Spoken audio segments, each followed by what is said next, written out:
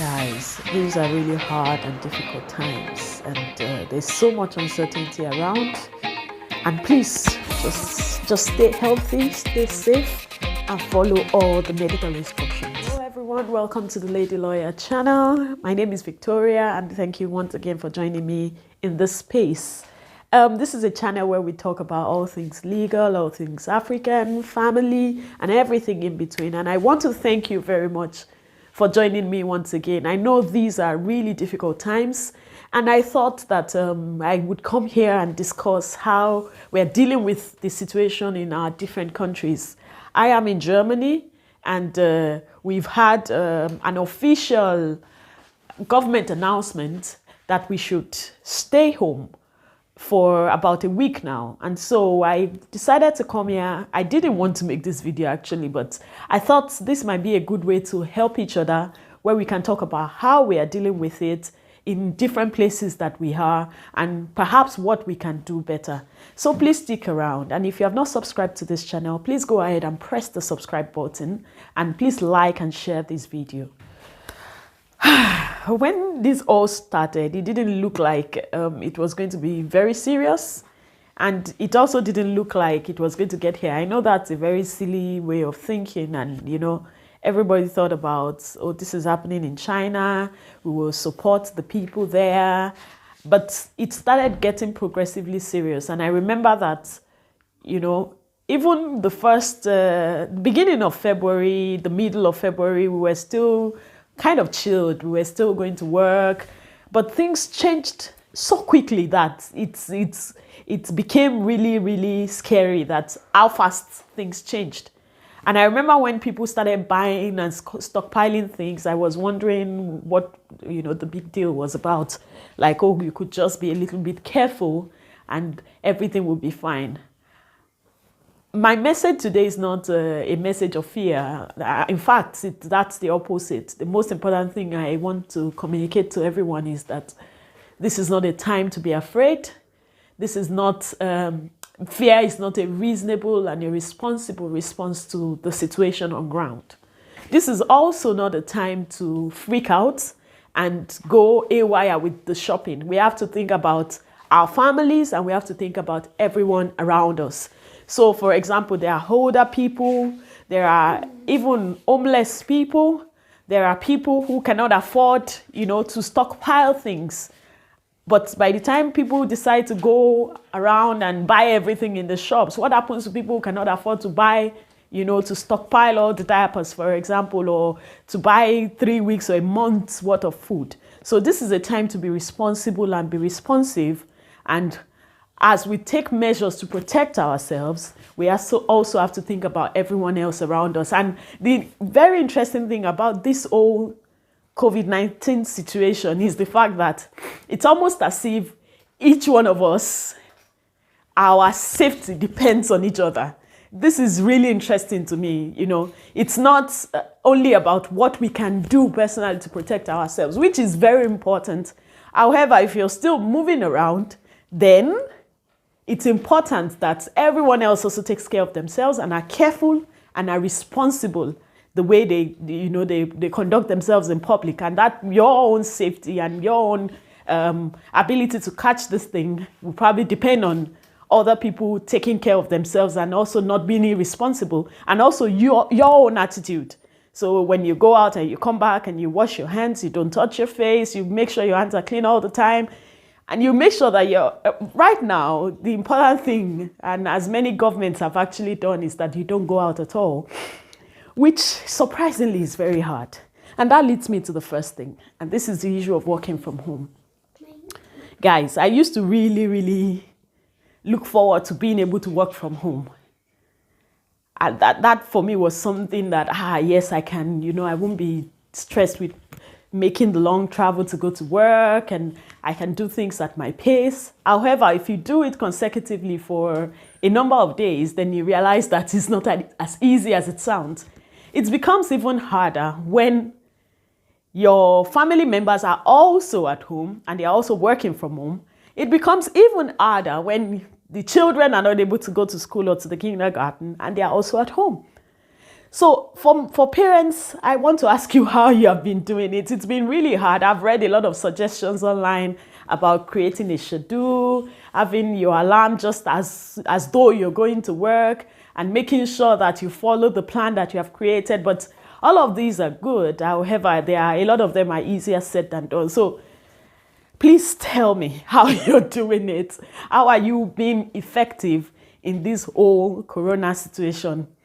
Another thing that I have been trying to do is to just kind of make sure that work is the first thing I start doing in the morning too. When I wake up and I do all the regular morning things, I then sit down at the table and try to work. And there's been lots of meetings online, which is also interesting when you have a young child around who comes to the back of the camera every time to see what's going on. And you know, this is happening a lot. You see co-workers with children popping up behind them. You know, the times have been quite interesting. Meetings with lots of children, like I said, and just managing everything, you know, at the same time has been very challenging. However, I think that the most important thing is that we all stay safe, we all stay healthy, we all follow the right instructions, and we don't engage on unnecessary journeys or travels, or you know, just going out when is not absolutely necessary. Another thing that we tried doing was to start exercising at home. This can also be hard, but I mean, it's better than nothing. So I put on the TV with exercise videos on YouTube, and just because one thing that I noticed with staying at home is that you tend to eat a lot. I don't know if it's just me or, you know, but I'm sure that this is a more universal thing. And I've been seeing a lot of memes around eating all the quarantine snacks and the shutdown snacks and all the meals, you know. So I know that the tendency to also put on a lot of weight in these times is very high. And if you're staying at home, you're not going anywhere, and you're eating a lot, the next logical thing that would happen is that you would pile on a lot of weight. So this is also something you can do which might help, and also break the monotony of working and sleeping, and working and sleeping is to also, you know, take some time to exercise and just try to take your mind off of it. And another thing that I would like to, that I am doing, and I think is a good thing, is to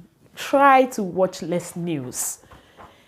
And this is very hard, especially if you are on social media a lot. You on Twitter, on everywhere you go. I try to avoid it, but I realize that literally everywhere I turn, it's a news about coronavirus. And this as a way of increasing your anxiety level. You shouldn't be anxious at all, because it doesn't help to make intelligent decisions.